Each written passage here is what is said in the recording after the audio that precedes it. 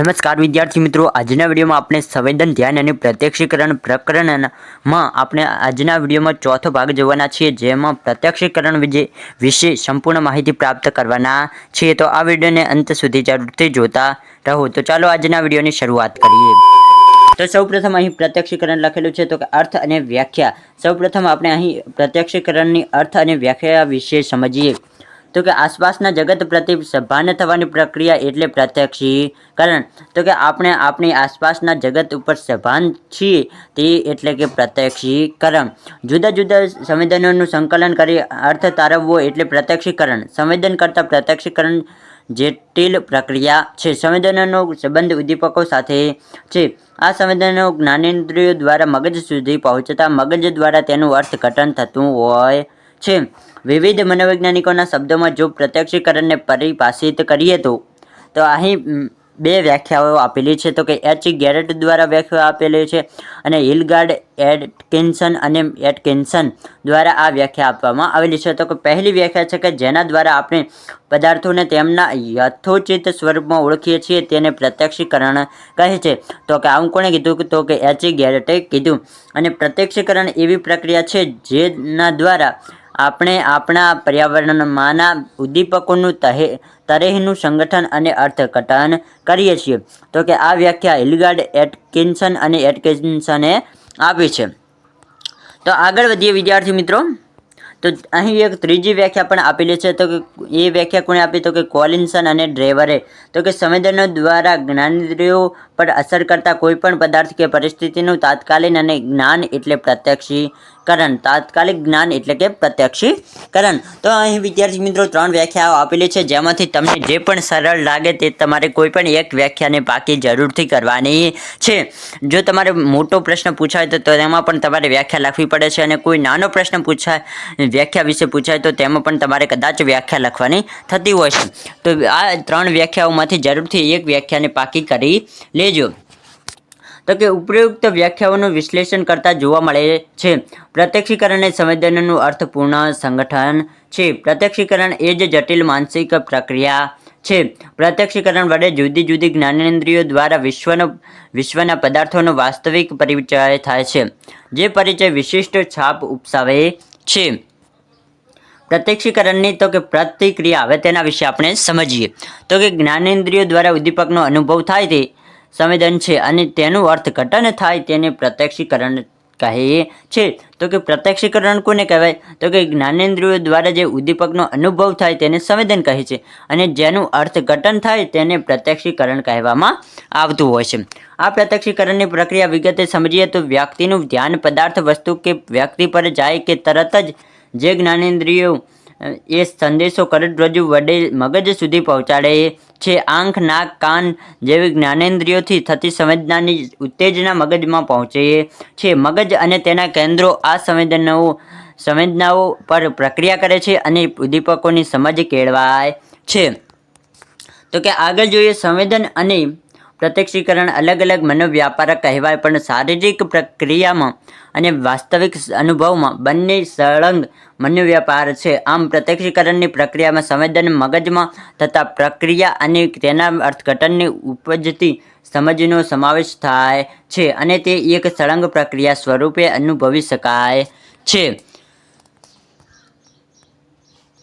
તો હવે છે પ્રત્યક્ષીકરણમાં સંગઠનના નિયમો.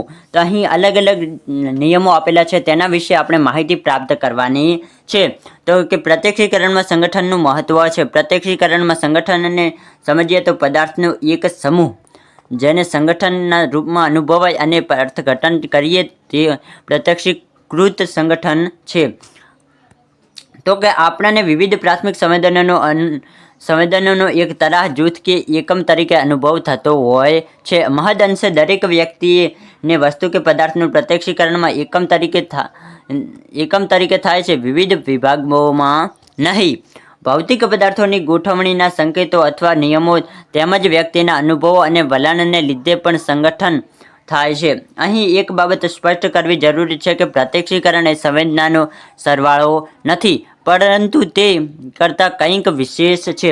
પ્રત્યક્ષીકરણમાં થતા આવા સમૂહીકરણ કેટલાક પરિબળો મદદરૂપ થાય છે.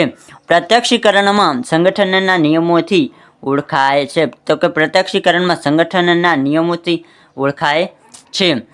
જર્મનીના સમષ્ટિવાદી મનોવૈજ્ઞાનિક કોલ્હર, કોફકા અને વર્ધીમર જણાવે છે કે, તો વિદ્યાર્થી મિત્રો આ પણ એક ખાસ ઇમ્પોર્ટન્ટ પ્રશ્ન છે.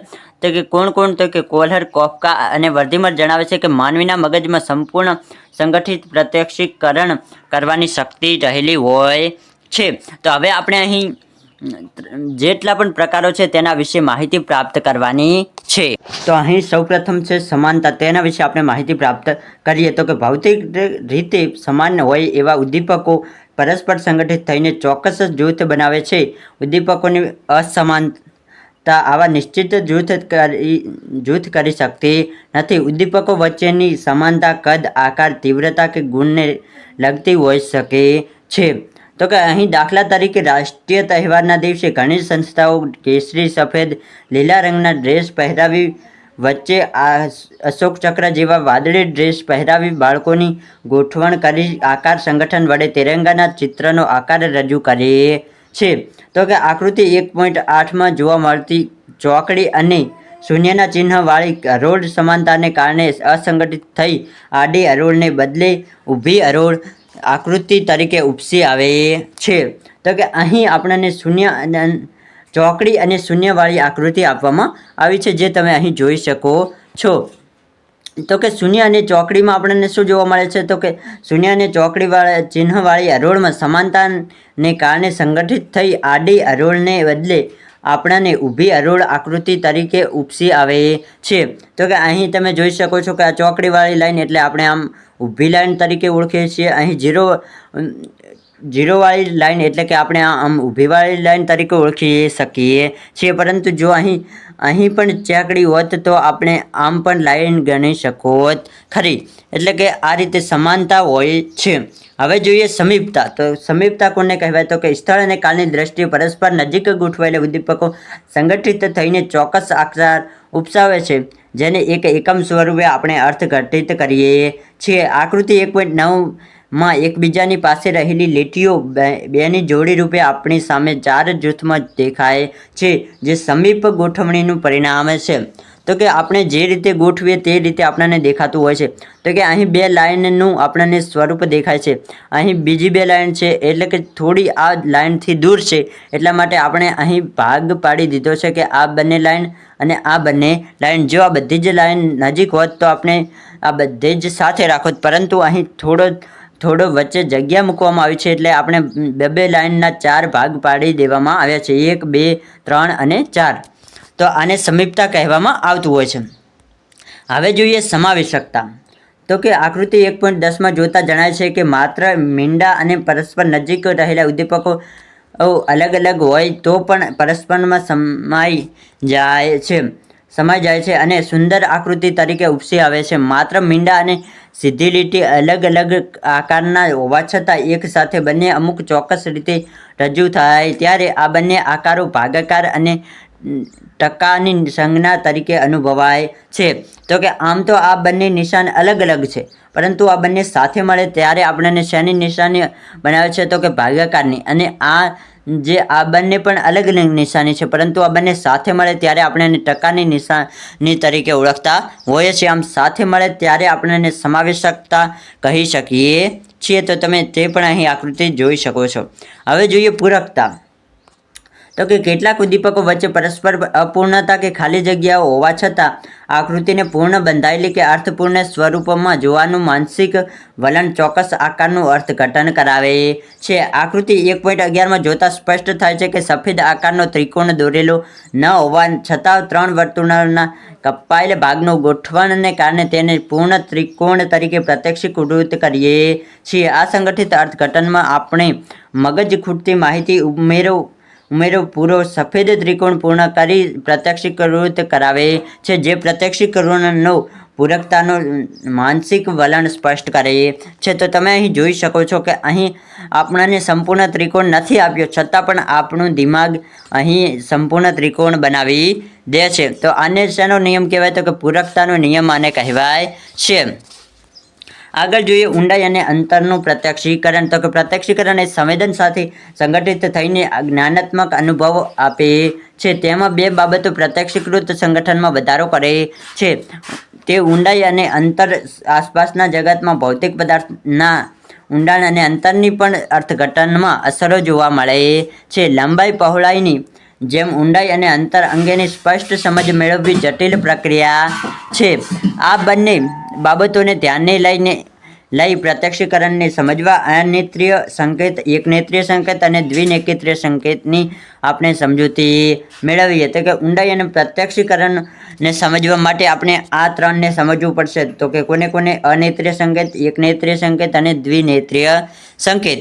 તો અહીં આપણને સૌપ્રથમ અનેત્રીય સંકેતો આપેલા છે.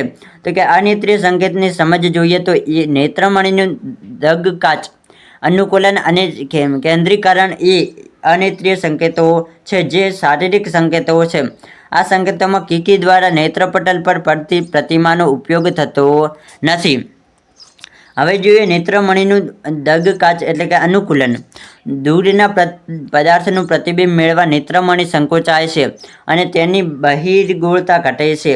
નજીકના પદાર્થનું પ્રતિબિંબ ઝીલવા નેત્રમણી ફૂલે છે જેથી તેની અંતર્ગોળતામાં વધારો થાય છે. નેત્રમણી સંકોચન વિસ્તરણનું સમાયોજન આંખના સિલિયરી સ્નાયુની મદદથી થાય છે. આ સંવેદન અંતરના પ્રત્યક્ષીકરણમાં મદદરૂપ બનતું હોય છે. તો કે દૂરના પદાર્થનું પ્રતિબિંબ મેળવવા માટે આપણે નેત્રમણી સંકોચાતી હોય છે જ્યારે તે બહિર્ગોળતા ઘટે છે, અને જ્યારે આપણે નજીકના પદાર્થનું પ્રતિબિંબ ઝીલીએ ત્યારે નેત્રમણી ફૂલે છે જેથી અંતર્ગોળમાં વધારો થતો હોય છે. હવે જોઈએ આગળ તો કે કેન્દ્રીયકરણ.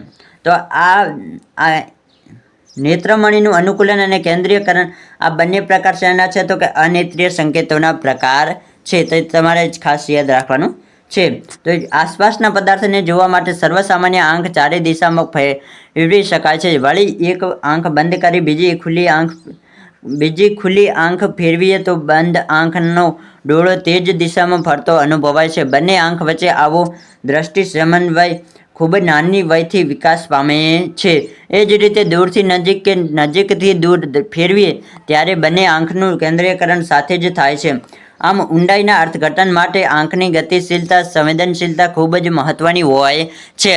તો આપણે કંઈ પણ દેખવું હોય તો આપણી આંખ એક મહત્વપૂર્ણ ભાગ ભજવતી હોય છે. તો કે ઊંડાઈના અર્થઘટન માટે પણ આંખની ગતિશીલતા, સંવેદનશીલતા ખૂબ જ મહત્વની હોય છે. અને તમે ઘણીવાર જોયું છે કે આપણે એક આંખ ખુલ્લી રાખીએ અને બીજી આંખ બંધ રાખીએ તો આપણે જે આંખનો ડોળો ફેરવતા હોઈએ તે બીજી આંખનો પણ ડોળો આપણે તેની સાથે ફેરવાતો હોય છે. જે આંખ બંધ હોય તેનો ડોળો પણ તેની સાથે ફેરવાતો હોય છે. તો હવે જોઈએ એકનેત્રીય સંકેતો. તો કે ઊંડાઈ અને અંતરના સંવેદન અને પ્રત્યક્ષીકરણમાં જ્યારે સંકેતો મેળવવા માટે એક જ આંખનો ઉપયોગ જરૂરી હોય ત્યારે આવા સંકેતોને એકનેત્રીય સંકેતો કહેવામાં આવે છે. તો કે એકનેત્રીય સંકેતો કોને કહેવાય? તો કે જ્યારે સંકેતો મેળવવા માટે એક જ આંખનો ઉપયોગ જરૂરી હોય. તો કે આપણે જ્યારે એક જ આંખનો ઉપયોગ કરીએ ત્યારે એવા સમયે એને એકનેત્રીય સંકેતો તરીકે ઓળખવામાં આવતું હોય છે. એકનેત્રીય સંકેત એટલે જ્યારે એક આંખ જોતી હોય ત્યારે કામ કરતા પ્રત્યક્ષીકૃત સંકેતો જ એ નીચે મુજબ છે. તો તેમાં પણ એક નેત્રીયમાં પણ તેમાં પણ પ્રકારો પડે છે. તેમાં પહેલો પ્રકાર છે અંતઃસ્થિતિ. તો તેમાં શું આવશે? તો કે કોઈ પણ પદાર્થ અન્ય પદાર્થના દ્રશ્યને અવરોધતો હોય તો પૂર્ણપણે જોઈ શકાતો પદાર્થ આપણાથી નજીક છે અને થોડો ઢંકાયેલો પદાર્થ આપણાથી દૂર છે એવો સંકેતો આપણને મળે છે, જેને અંતઃસ્થિતિ તરીકે ઓળખીએ છીએ. આકૃતિ 1.12માં દર્શાવેલ ત્રિકોણ એની આકાર રેખાથી ત્રિકોણ બીની આકાર રેખા ઢંકાઈ જાય છે. જેની આકાર રેખા ઢંકાઈ જતી હોય તે ત્રિકોણ પાછળ હોવાનું જણાય છે. તો કે ત્રિકોણ એની આકાર રેખા ત્રિકોણ બીની આકાર રેખા શું છે? તો કે ત્રિકોણ એની આકાર રેખાથી, તો કે અહીં તમે જોઈ શકો છો કે આ ત્રિકોણ એ છે જેની રેખાથી આ ત્રિકોણ બીનો ખૂણો ઢંકાઈ ગયો છે, જે આપણને દેખાતો નથી તેવું અહીં જણાવવામાં આવ્યું છે. ઢંકાઈ જતી હોય તે ત્રિકોણ પાછળ હોવાનું આપણે જાણી શકીએ છીએ. તો આપણે આપણી આંખ દ્વારા એવું સમજીએ છીએ કે આ ત્રિકોણ એ ત્રિકોણ એની પાછળ ત્રિકોણ બી છે, તો કે આ થોડો અંદર છે, જ્યારે આ ત્રિકોણ એ રહ્યો એ બારે છે.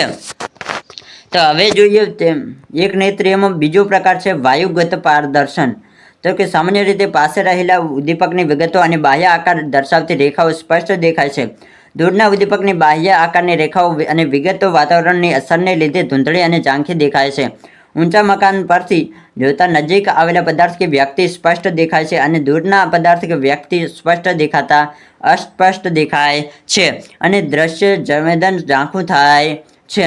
આ સંકેતોને ધ્યાનમાં લઈને જે સ્ટેજ પર અંતરનો ભ્રમ ઊભો કરવા માટે વચ્ચે પાતળા કપડાની જાળીના પડદાની ગોઠવણ કરવામાં આવે છે, તેથી સ્ટેજ પર દ્રશ્ય ઝાંખું અને અસ્પષ્ટ રજૂ કરી શકાય છે. તો કે સ્ટેજ ઉપર આપણે જ્યારે ઝાંખું અને અસ્પષ્ટ દ્રશ્ય કરવું હોય ત્યારે પાતળા કપડાની જાળીના પડદાની ગોઠવણી કરવામાં આવતી હોય છે, જેના કારણે આપણને ઝાંખું અને અસ્પષ્ટ દ્રશ્ય દેખાતું હોય છે. તો તેમાં એક બીજો પ્રકાર છે રૈખિક પરિપ્રેક્ષ્ય. તો કે સમાન અંતરની રેખાઓ દૂર જતા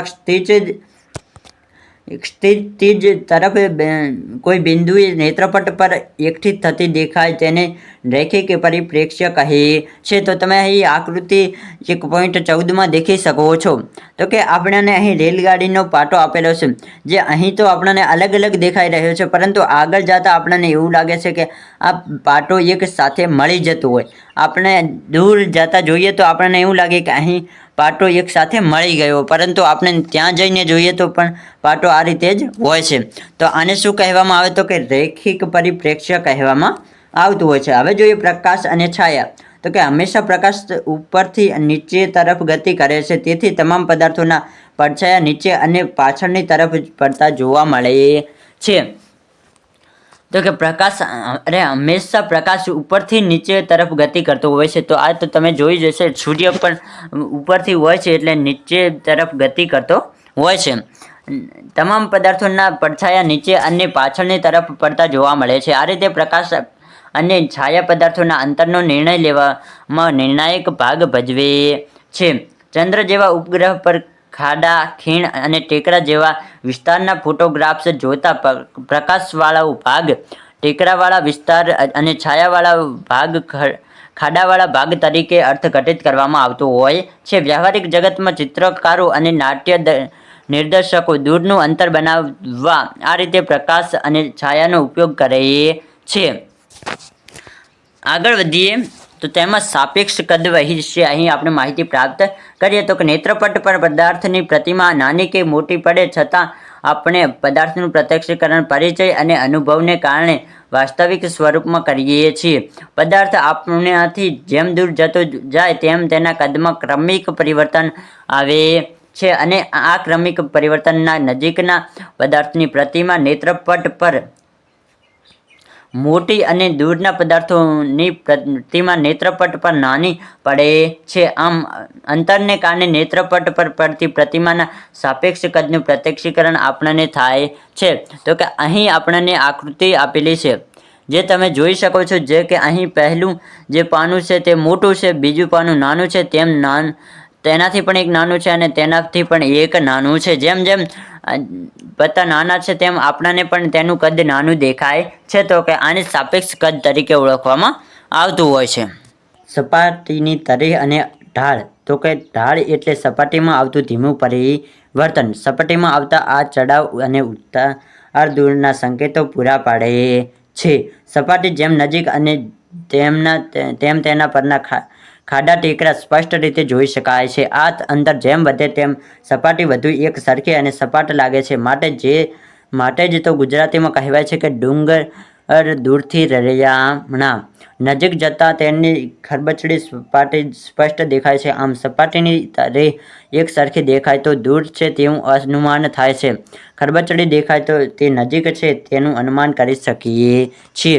તો કે આપણે જ્યારે કોઈ પણ ડુંગર દેખીએ ત્યારે આપણે દૂરથી દેખીએ તો તે એક સરખી સપાટીવાળો દેખાતો હોય છે, પરંતુ જ્યારે તે ડુંગરને આપણે નજીકથી દેખવાનો પ્રયત્ન કરીએ ત્યારે તેની સપાટી ખરબચડાળી દેખાવામાં આવતી હોય છે. તો આપણે તેવું સમજી શકીએ કે આ ડુંગરને આપણે નજીકથી દેખી રહ્યા છીએ.